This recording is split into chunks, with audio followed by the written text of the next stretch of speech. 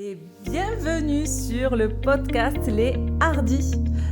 Alors ici, nous allons explorer l'identité, la manifestation, le style, le tout dans la joie et sans prise de tête. Je vais vous partager mes prises de conscience, mes intuitions, ma vie avec authenticité. Alors, est-ce que vous êtes prête à être vous-même ? Alors, vous écoutez Les Hardis. Et coucou les hardis, alors voilà, ça y est, c'est enfin le premier épisode du podcast parce que en effet, donc sur ma chaîne YouTube, il y a des vidéos avec des interviews, mais il y a aussi maintenant le podcast parce que j'ai toujours tellement de choses à raconter et je ne le faisais pas, donc j'ai décidé d'enfin vous raconter un peu mon parcours, ma vie, mes prises de conscience, parce que je me dis que ça peut à vous aussi vous aider en écoutant, parce que moi-même en écoutant d'autres personnes qui racontent un peu leur parcours et par quoi elles sont passées et ce qu'elles se sont rendues compte, puisque ça fait maintenant plusieurs années que je travaille sur moi, que je fais des formations, que toujours dans le bien-être, dans le développement personnel et vraiment ce travail que l'on peut faire sur soi, ça nous fait prendre conscience de certains blocages, de ce que l'on peut vivre et comment on a fonctionné du coup pendant toute notre vie. Donc je me suis dit que ça serait très très intéressant de vous partager cela. Et pour ce tout premier épisode, j'ai décidé de vous parler de notre identité. De notre identité que l'on se crée à partir du moment où on est enfant. Comment interviennent notre famille, nos parents, nos frères et sœurs sur notre identité. Et donc, je vais vous partager mon expérience tout au long de ma vie, donc de mon enfance à maintenant, par quoi je suis passée et comment surtout mes parents et ma sœur, ma grande sœur, a eu cette influence sur ma propre identité. Comment on peut perdre un peu son identité. Finalement, ça va être ça le sujet par rapport à ce que l'on nous crée. Donc pour commencer, je vais vous parler de mon enfance, de quand j'étais toute petite.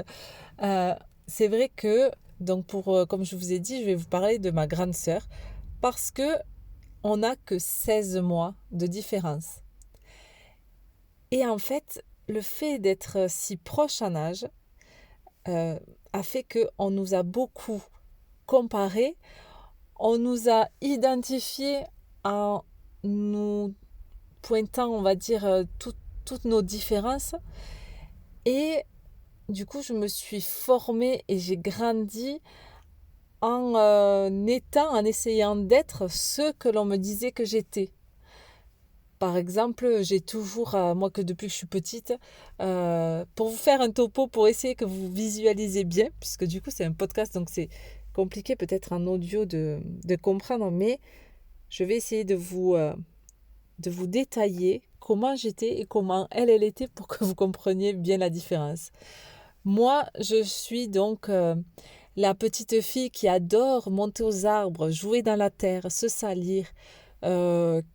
J'adore me mettre un short parce que c'est très à l'aise pour pouvoir bouger et faire la folle parce que je suis toujours très, très énergique et très faux-folle. Et je suis aussi cette petite fille un peu mate de peau, cheveux carrés, châtains, aux yeux marrons. Et ça, je tiens à le préciser parce que on m'a toujours dit depuis que je suis petite, les yeux marrons, les yeux de cochon. Et ma sœur, elle, c'était la petite fille qui adore les robes, qui a les cheveux longs, qui est toujours assez... on l'appelait la précieuse, si vous voyez. Elle était... Voilà, on avait deux caractères totalement différents et on a encore des caractères différents. Et elle a les yeux bleus. Et on disait les yeux bleus, les yeux d'amoureux. Donc, c'est que des mots parce que c'est une expression que tout le monde dit, mais je pense que ça marque déjà quand on est petite parce que j'y pense encore et je me dis, si j'ai retenu ça, c'est que ça m'a quand même marqué dans mon enfance. Qu'on me dise que moi j'ai les yeux cochons, les yeux marrons de cochon et qu'elle elle a les yeux bleus d'amoureux et que elle c'était toujours un peu la poupée et même les instits parce qu'on s'est retrouvés dans la même classe. À partir du CP, on a fait toute notre scolarité dans la même classe et, euh, et en fait il y a eu des différences aussi par rapport du coup à nos instits qui ben elle la voyait comme la jolie petite fille et moi comme le garçon manqué qui était toujours un peu cracra sur, sur elle parce que j'en avais rien à faire d'être sale ou de me mettre de la boue sur mes habits. Donc voilà, donc il y a eu cette différence. Et les mots employés, comme me dire toujours «Oh, mais elle, de toute façon, c'est un garçon manqué, oh, c'est un garçon manqué». Mais du coup, ça m'a mis dans un cadre, dans un moule que j'avais peut-être pas choisi. Oui, en effet, j'étais très aventurière, mais du coup, en grandissant, j'ai continué à être dans ce moule qu'on me disait. J'essayais de me tenir à ce que on m'avait dit que j'étais. Et il y a eu aussi cette différence du coup avec ma sœur que en grandissant, ça a été encore plus difficile parce qu'est arrivée l'adolescence. Et du coup, ben, ma sœur, elle est pour rien parce qu'elle, c'était pareil. Peut-être qu'elle elle a mal vécu aussi certains trucs que moi, on me disait qu'elle, elle n'était pas. Peut-être qu'elle aurait... Moi, à ce moment-là, je voulais, surtout à l'adolescence, je l'envie un peu parce que ben, j'entendais toujours qu'elle, c'était la petite fille... voilà, c'était la belle fille. Et j'entendais beaucoup ça. Dans l'adolescence, j'ai voulu après, bon, plus vers, on va dire, les 15 ans, 16 ans, quand on commence à sortir ou quoi, j'ai essayé un peu plus de rentrer dans le moule qu'étaient les filles, un peu plus filles justement, et un peu plus normales, si on peut dire, entre guillemets, qu'était ma sœur finalement, parce que c'était l'image que l'on voyait des filles qui avaient des copains quand on sortait, qui, pourtant, je vous rassure, j'ai toujours... j'ai chopé assez tôt quand même des mecs. Dès la sixième, j'ai eu pas mal de copains, je l'avoue. J'ai eu une vingtaine de copains pendant toute ma scolarité, de collège et lycée. Mais j'avais quand même ce truc de quand on sortait avec ma sœur, ben, les garçons étaient attirés physiquement par ma sœur parce que elle était belle et en plus elle avait les cheveux un peu plus blonds, donc la blonde aux yeux bleus. Moi j'étais tout le contraire. Et du coup c'est vrai que je pense qu'en grandissant, du coup on se formate à ça et on essaye de trouver son identité en plus. C'est vrai que quand on est enfant et plus on grandit, déjà on est en recherche de qui on est. On recherche qu'est-ce qu'on est, qu'est-ce qu'on veut être. Euh, et en fait, on se perd en grandissant parce que du coup, on se formate à ce qu'on entend, à ce que l'on voit. Et moi, j'étais un peu en dehors des cases et je l'ai toujours été. Et au collège, je l'étais aussi un peu parce que je vous ferai un autre épisode en vous montrant peut-être même sur Instagram des images de comment j'étais. Parce que je n'ai jamais suivi trop les codes, à part justement dans cette période d'adolescence où j'ai voulu ben, ressembler à ma sœur parce que ben, je voulais être la jolie fille et pas le garçon manqué. Parce que ben, c'était moins facile du coup de trouver pour moi des copains, je me disais alors que j'en avais, mais je sais pas. Dans ma tête, il y avait un truc qui, une part d'envie, de jalousie, je sais pas, qui se créait en fait comme ça. Et maintenant, en grandissant, je me dis, mais en aucun cas, je veux être différente de ce que j'ai été parce qu'en fait, j'adore être comme je suis, j'adore ma personnalité et, euh, mais voilà, il faut grandir et en fait, il faut mûrir pour voir qu'en fait, ce qu'on est, ça nous suffit. Et c'est vrai qu'il faut faire attention. Du coup, moi, j'ai mes enfants, mes deux grandes, qui ont exactement la même chose, qui ont 16 mois de différence. Et j'ai toujours essayé de faire très attention à ça. Parce que moi, j'en ai quand même un peu souffert de ça, de cette différence et qu'on pointait du doigt.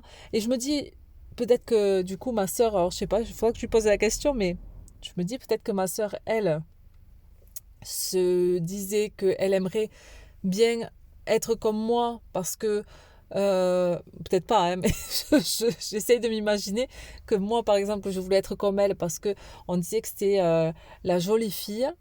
Euh, et moi, en fait, j'étais la copine sympa qui rigolait, qui faisait la folle et la couille tout le temps. Voilà. Donc peut-être qu'elle aurait voulu avoir ce côté-là et moi, son côté elle.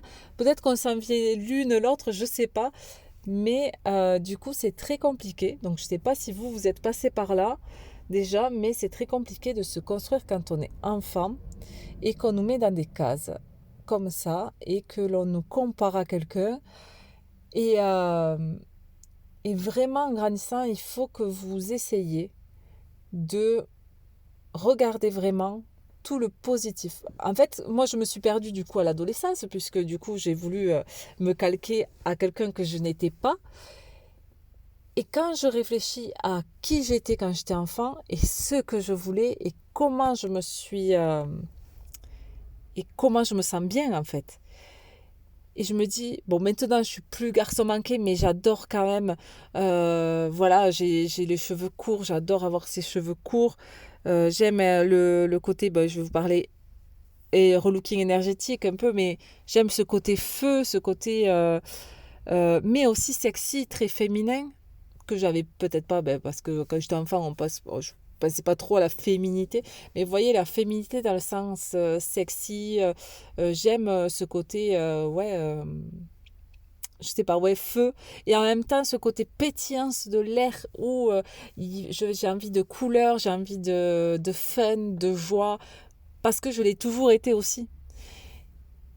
Et c'est très très important de travailler sur ça, parce que je vois tellement, tellement de femmes qui sont basiques, je suis désolée de vous dire ça comme ça, mais ben en fait, qui restent dans les basiques au niveau des vêtements, au niveau de qui elles sont, parce qu'elles n'osent pas. Elles n'osent pas montrer qui elles sont. Elles ne savent peut-être pas, vous ne savez peut-être pas quelle est votre identité, qui vous êtes, quelle est votre énergie qui est au fond de vous par rapport à votre personnalité et ou alors vous le savez mais vous n'osez pas le montrer de peur du jugement, de peur de ce qu'on va vous dire. Et c'est ça en fait qui est très important. Et c'est ça que moi maintenant je veux montrer et je me dis j'ai été perdue pendant mon adolescence et le début aussi de mon âge adulte parce que voilà c'était compliqué mais à partir du moment où j'ai été en couple. Alors j'ai été très jeune en couple, à 17 ans, avec mon mari actuel. Mais au début encore, c'était, voilà, je faisais comme les copines qui étaient toutes plus âgées que moi en plus. Alors, voilà, je me calquais à elles. Et puis plus j'ai grandi et plus euh, j'ai laissé parler ma personnalité. Et c'est très très très important. Donc pensez-y, soyez vous. Réfléchissez à est-ce que vous êtes perdu au niveau de votre identité et pensez à incarner votre énergie, incarner votre personnalité. Qui vous étiez quand vous étiez enfant, que vous étiez toute petite, que vous avez, avant que l'on vous cantonne à une personnalité, à une identité, comment vous étiez? C'est vraiment ça. Comment vous étiez avant qu'on vous disiez, oui, disiez, on va dire ça, qui vous étiez. Voilà, on m'a dit, toi, t'es comme ci, comme ci, comme ça. Je l'étais, mais c'était limitateur, limitant.